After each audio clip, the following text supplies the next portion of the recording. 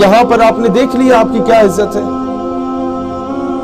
پوری دنیا سے لوگ آتے ہیں لیکن حقارت کی نگاہ سے ہم پاکستانیوں کو دیکھا جاتا ہے یا نہیں ہے نا؟ ہم نے اپنا معیار گرایا ہے, ہم نے جھوٹ بولا ہے اور پھر ہم نے جھوٹوں کا ساتھ دیا ہے. آپ کو بھکاری سمجھا جاتا ہے نا؟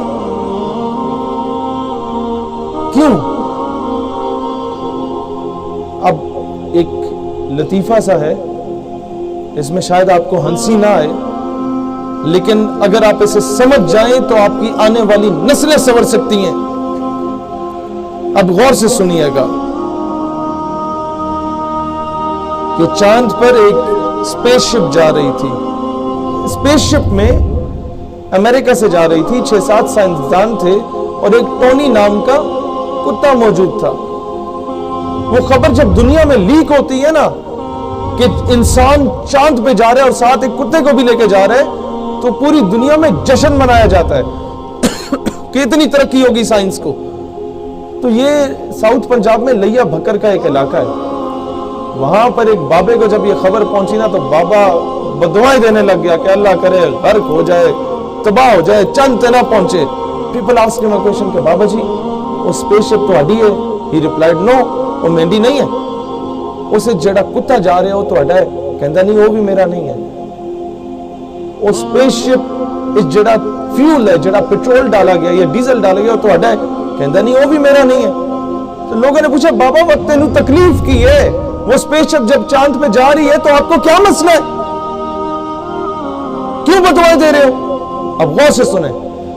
اس بابے نے کہا کہ بیٹا وہ اسپیس شپ اگر خدا نہ خواستہ چاند پہ پہنچ جاتی ہے نا, اور چاند پر چاند کی اپنی مخلوق پہلے سے موجود ہوتی ہے, اور 100 مرتبہ خدا نہ خواستہ اس اسپیس شپ سے اگر سائنسدان کی جگہ پہلے کتا باہر آ جاتا ہے تو کہیں چاند کی مخلوق یہ نہ سمجھے کہ زمین کی مخلوق ایسی ہوتی ہے, کیونکہ وہ کتا چاند پہ زمین کی نمائندگی کر رہا ہوتا ہے.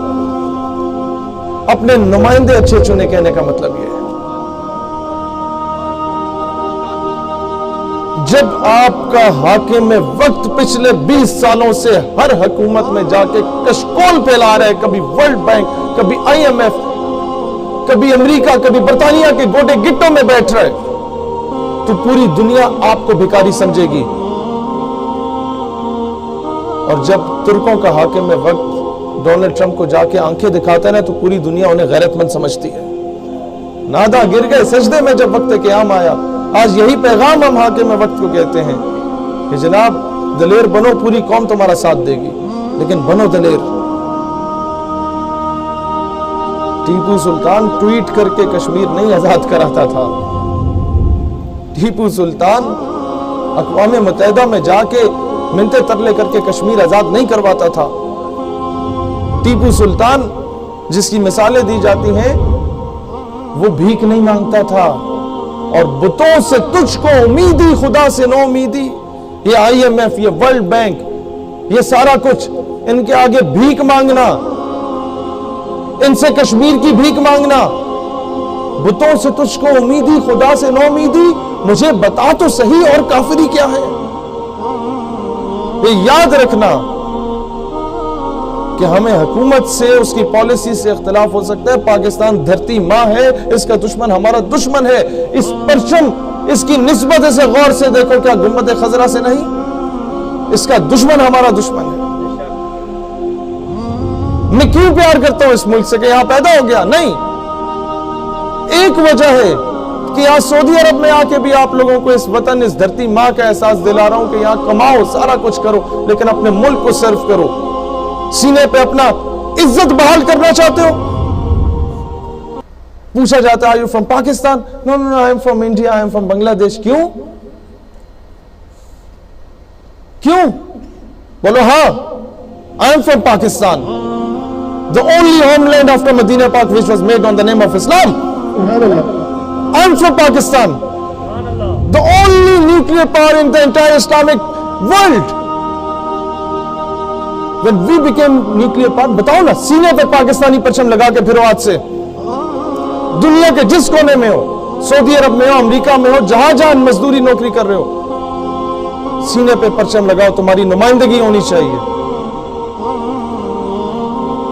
बताओ कि हाँ, मैं उस पाकिस्तान से ताल्लुक रखता हूं कि जब ये न्यूक्लियर पावर बना ना, तो मोरक्को से लेकर इंडोनेशिया तक जश्न मनाया गया था। वो फलस्तीन का बच्चा जो इजरायली तोपों के सामने किसी दौर में हरा लगाता था, रो रो के कि नहनु अब्नाउल मुस्लिमीन व कुल्लुना सलाहुद्दीन, कि हम सब मुसलमान हैं और हम में से एक एक सलाहुद्दीन अय्यूबी है। जब आप एटमी कुव्वत बने तो उस बच्चे ने कंकर उठा के इजरायली तोपों की तरफ रुख करके कहा कि do not look at the stone in my hand, look at the atom bomb इन पाकिस्तान। मेरे हाथ में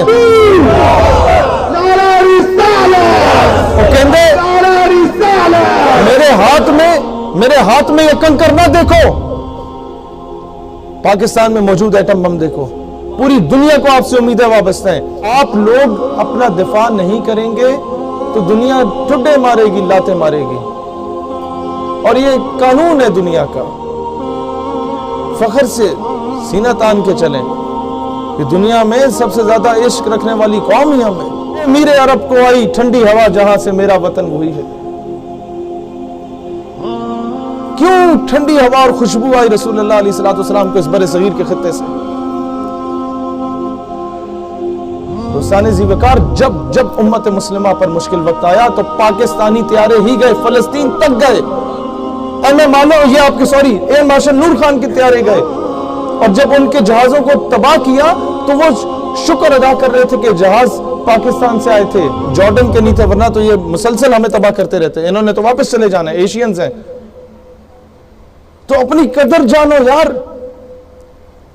क्या किसी के घर से जाके खाना खा रहे हो, मजदूरी कर रहे हो, झाड़ू लगा रहे हो, टैक्सी चला रहे हो, अपनी हक हलाल की कमाई खा रहे हो? बराबरी की सतह में जीना सीखो, गुलाम बन के ना जियो। जिसकी गुलामी करनी है बस उसी हस्ती की गुलामी करनी है, उसके अलावा हमें इतने हम गिरे हुए नहीं है कि रसूलुल्लाह की गुलामी को छोड़ के किसी और की गुलामी में जाए।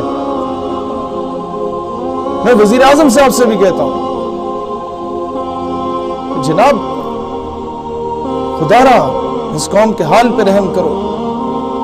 इसकी इज्जत बहाल करनी है तो कह दो इस कौम से कि नहीं, मुझसे झूठ नहीं बोला जाता, महंगाई होगी, बर्दाश्त कर लो, बस अब हम भीख नहीं मांगेंगे, बस अब हम किसी के कहने पे अपनी कौम के फैसले नहीं करेंगे, अब किसी के प्रेशर में आके हम रेमंड डेविस या कर्नल जोसेफ को वापस नहीं भेजेंगे, अब किसी के प्रेशर में आके हम आसिया मलूना को रिहा करने के लिए 80,000 लोगों को गिरफ्तार नहीं करेंगे, अब किसी के प्रेशर में आके किसी गुस्ताख को छोड़ने के लिए हम उलमा को शहीद नहीं करेंगे।